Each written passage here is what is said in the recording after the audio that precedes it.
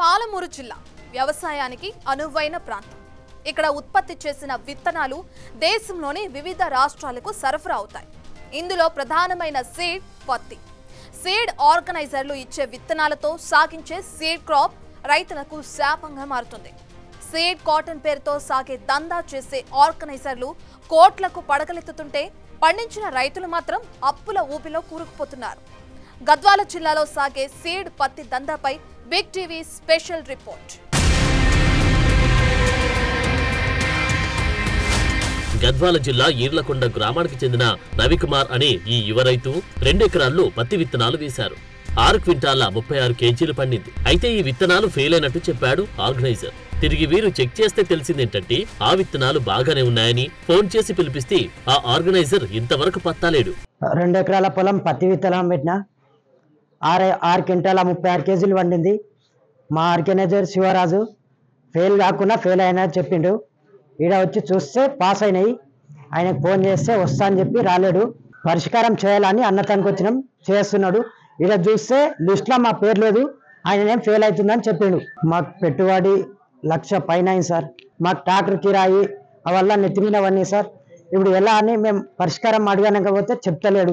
ఇది మరో రైతు గుండెగోస. ఇంత కష్టపడి 2 లక్షలకు పైగా పెట్టుబడి పెట్టి పంట వేస్తే ఆ పంట పీకేసుకో మాకేం సంబంధం లేదంటాడా ఆర్గనైజర్. నాకేమి అర్థం కావడం లేదని వాపోవడం ఈ కౌలు రైతు వంతవుతుంది. సురపల్లి నరసింహులు ఫోన్ చేసి కాసి పంట పీకేయమన్నాడు. 3 ఎకరాలు వేసిన నేను. కౌలే 50,000 ఉంది మా ఊర్లో. 50,000 కౌలు కట్టి కాసి 40 రోజులైంది పంట వేసి. 2 కోటల మంది వేసిన, 2 సార్లు ప్రేయర్ చేసిన. మందు ఖర్చు మన కూలీలు 50,000 ఖర్చు అయింది. కలుపులు తీపిచ్చిన. అన్నీ అయిపోయినాక ఇప్పుడు పీకేసుకుంటున్నాడు. నేను ఏం చేయాలో నాకు అర్థమైతే లేదు. ఇలా తీసి అడిగితే కంపెనీ వాళ్ళు 10,000 ఇస్తామంటున్నారు. నువ్వు పీకేసుకుంటే పీకేసుకో, లేకుంటే ఊకోకుండా ఉండు, మమ్మల్ని అడగాకంటున్నారు. ఫోన్ చేస్తేనా ఏం రెస్పాన్స్ ఇస్తలేడు. పీకేసుకుంటే పీకేసుకో, ఆ సీడ్ కూడా నాకు సంబంధం లేదంటున్నాడు. అట్లా మనం ఏం చేయాలో నాకు అర్థమైతే లేదు. ఈ వీడికే 2-3 లక్షలు ఖర్చు వచ్చింది దానికి. కౌలు పొలం నాది ఫస్టే. నేను ఏం చేయాలో తెలుస్తలేదు. గద్వాల జిల్లా విత్తనోత్పత్తికి అనువైన ప్రాంతం. సీడ్ ప్రొడక్షన్ అండ్ ప్రాసెసింగ్ జిల్లాలో పెద్ద ఎత్తున సాగుతుంది. విత్తనోత్పత్తికి అనువైన ప్రాంతం కావడం వల్ల వివిధ రకాల విత్తనాలు పండిస్తారు. ఇందులో పత్తి ఎక్కువ. పత్తి విత్తనాలే జీవనాధారంగా ఇక్కడి రైతులు కాలం వెల్లదిస్తున్నారు. కానీ సీడ్ ఆర్గనైజర్లు ఇచ్చి ఫీడ్ సీడ్ నమ్మి రైతులు నిండా మునిగిపోతున్నారు. విత్తనోత్పత్తి ప్రక్రియలో ఏటా నాణ్యత లేని సీడ్ బయటపడుతుంది. గద్వాల కేంద్రంగా కొనసాగుతున్న కాటన్ సీడ్ జర్మినేషన్ లో ప్రతిసారి లాగానే ఈసారి కూడా సీడ్ లో క్వాలిటీ లేదని ల్యాబుల్లో నిర్ధారణ అయింది. అనేక కంపెనీల నుంచి వచ్చిన సీడ్ లో 1000 క్వింటాలకు పైగా నాణ్యత లేని విత్తనాలు గుర్తించారు. ఇలాంటి సందర్భాలు అనేకం. ఆర్గనైజర్లు ఇచ్చే ఫేక్ సీడ్ విత్తనాన్ని నమ్మి రైతులు ఎలాంటి మోసాలకు లోనవుతున్నారు.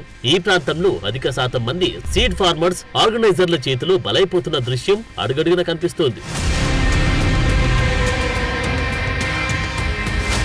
ఇక్కడ సమస్య ఏంటంటే ల్యాబ్ లో టెస్టింగ్ పూర్తయి సీడ్ లో ఎంత ఫెయిల్యూర్ ఉందో లేదో స్పష్టంగా చెప్పకుండా దాచడం ఇక్కడి సీడ్ మాఫియా ఫాలో అవుతున్న విధానం. 90% కన్నా తక్కువ మొలకెత్తే విత్తనాలను ఫెయిల్యూర్ సీడ్ గా పరిగణిస్తాయి ల్యాబ్లు. వీటిని ఉపయోగిస్తే సరైన దిగుబడి రాక రైతులు పెట్టుబడితో పాటు ఆదాయాన్ని సైతం కోల్పోతారు. అందువల్ల ఈ సీడ్ ను ఉపయోగించరాదన్నది ఒక రూల్. కానీ ఫెయిల్యూర్ సీడ్ ని రంగు మార్చి బ్రాండ్ పేరు బార్ కోడింగ్ ను తగిలించి మార్కెట్ లోకి వదులుతుంది సీడ్ మాఫియా. నాణ్యత గుర్తింపు లేని సీడ్ ను రైతులకు కట్టబెట్టి మోసాలకు పాల్పడుతున్నారు సీడ్ వ్యాపారులు. ప్రతి ఏటా సీజన్ ముగిసే సమయంలో అడపాదడపా దాడులు చేయడం తప్ప అధికారులు ఫోకస్ పెట్టడం లేదన్న మాట వినిపిస్తోంది.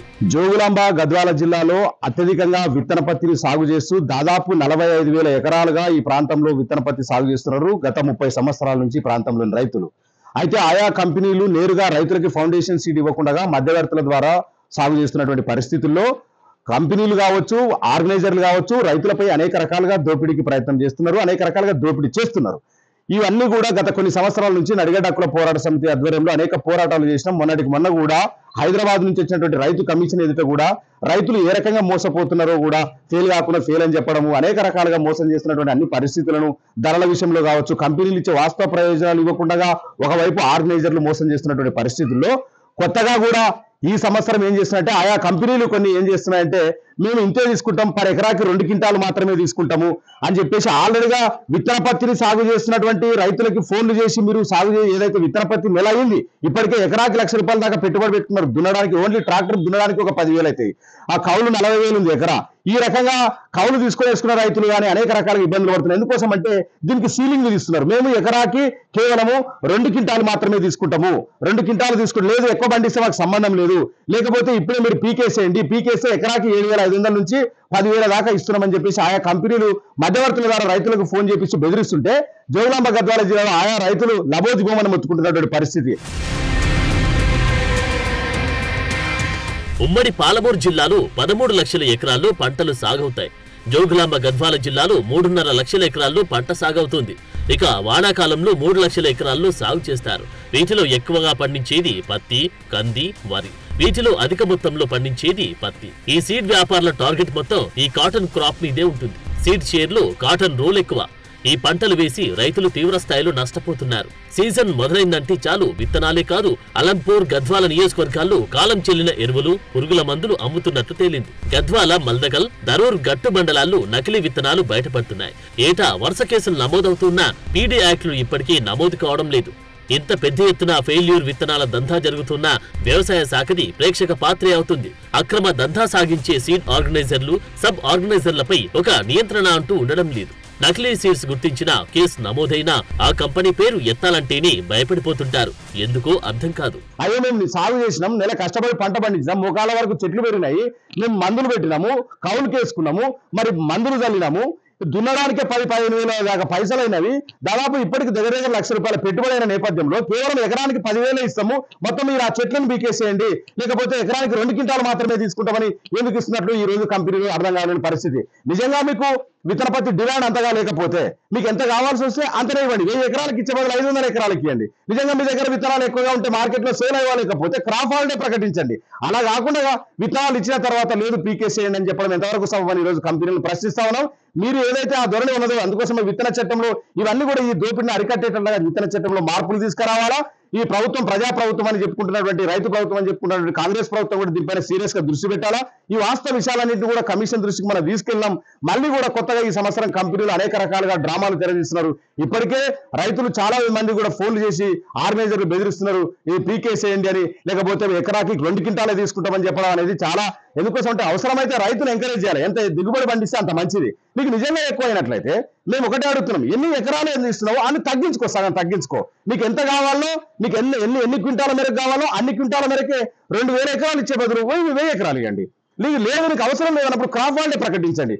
ఇప్పుడు విత్తనాలు ఇచ్చిన తర్వాత, నెల పెట్టుబడి పెట్టిన తర్వాత, చెట్లు పెరిగిన తర్వాత కౌలు తీసుకొని అనేక రకాలుగా ఇబ్బందులు పడుతున్న రైతులకు ఫోన్ చేసి పీకేయండి అని చెప్పడం సమంజసం కాదని ఈ యొక్క వైఖరి కనుక మానకపోతే నడిగేటకుల పోరాట సమితి ఆధ్వర్యంలో ఖచ్చితంగా చట్టపరంగా ముందుకెళ్తాం. అవసరమైతే న్యాయస్థానాన్ని కూడా ఆశ్రయిస్తాం. కంపెనీలను ఆర్గనైజర్ల దోపిడీ ఆపేంత వరకు మా పోరాటం కొనసాగుతూనే ఉంటుంది రైతుల తరఫున ఈ రోజు డిమాండ్ చేస్తా ఉన్నాం. ఈ మొత్తం వ్యవహారంలో దళారులు, ఆర్గనైజర్లు లబ్ధి పొందుతుండగా పేద రైతు నిలువెల్లా నష్టపోతున్న దృశ్యం కనిపిస్తోంది. ఇంత జరుగుతుంటే గద్వాల వ్యవసాయ శాఖ నిమ్మకు నీరెత్తినట్టు కనిపిస్తోంది. మరి దీనిపై ప్రభుత్వ చర్యలేవి అని ప్రశ్నిస్తున్నారు రైతు సంఘాల వారు.